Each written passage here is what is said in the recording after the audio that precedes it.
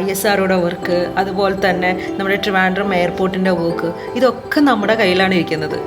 Award എന്ന് പറയുമ്പോൾ work ചെയ്ത് കഴിയുമ്പോൾ നമുക്ക് കിട്ടാം. Calicut university best entrepreneur award കിട്ടിയിട്ടുണ്ടായിരുന്നു 2018. എൻ്റെ ലൈഫിലത്തെ ഏറ്റവും വലിയൊരു സക്സസ്ഫുൾ ഫീൽ തോന്നിയിട്ടുള്ള അവാർഡ് അതാണ്. National award, Indian book of record, ഇതല്ലാതെ ഒത്തിരി അവാർഡ്സ് കിട്ടിയിട്ടുണ്ടാവുമെന്നറിയാം. ഇതിൽ ഏറ്റവും കൂടുതൽ മനസ്സിന് ഈ അവാർഡ് കിട്ടിയപ്പോൾ എനിക്ക് ഭയങ്കര സന്തോഷം തോന്നിയിട്ടുള്ള സമയം ഏതായിരുന്നു? എനിക്ക് Calicut university best entrepreneur award കിട്ടിയിട്ടുണ്ടായിരുന്നു 2018. എൻ്റെ ലൈഫിലത്തെ ഏറ്റവും വലിയൊരു സക്സസ്ഫുൾ ഫീൽ തോന്നിയിട്ടുള്ള അവാർഡ് അതാണ്. വലിയൊരു അച്ചീവ്മെന്റ് ആണ്. അതെ.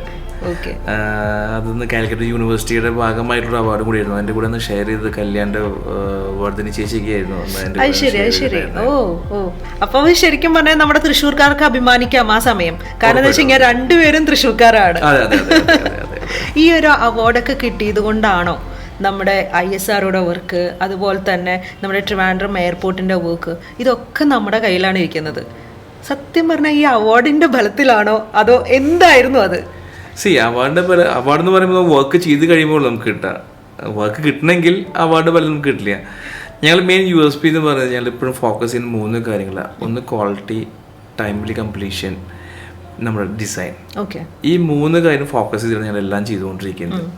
ഈ ടൈംലി കംപ്ലീഷൻ വരുമ്പോൾ തന്നെ ഇപ്പോൾ പല സ്ഥലങ്ങളിലും വർക്ക് ലാഗ് വരുമ്പോൾ ഇൻവെസ്റ്റേഴ്സിന് ഭയങ്കര ടെൻഷനായിരിക്കും. കാരണം അവർ ഇൻവെസ്റ്റ് ചെയ്യുമ്പോൾ ലോൺസ് ഉണ്ട്, അതൊക്കെ ഉണ്ടാവും. അപ്പോൾ ഫ്രം ദി ഡേ 1 തൊട്ട് അവരുടെ EMIs റൺ ചെയ്തുകൊണ്ടിരിക്കുക.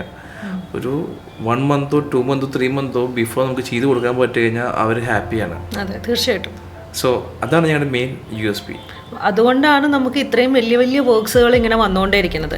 നമ്മൾ കൂടുതൽ കമേഴ്ഷ്യൽ വർക്ക്സ് ആണോ അതോ റെസിഡൻസ് പ്രൊജക്ട്സ് ആണോ അതോ റിനോവേഷൻ ആണോ, എന്താ നമ്മൾ കൂടുതലായിട്ട് ചെയ്യുന്നത്? ഞങ്ങൾ കൂടുതലും ഫോക്കസ് ചെയ്യുന്നത് കമേഴ്ഷ്യൽ പ്രൊജക്ട്സ് ആണ്.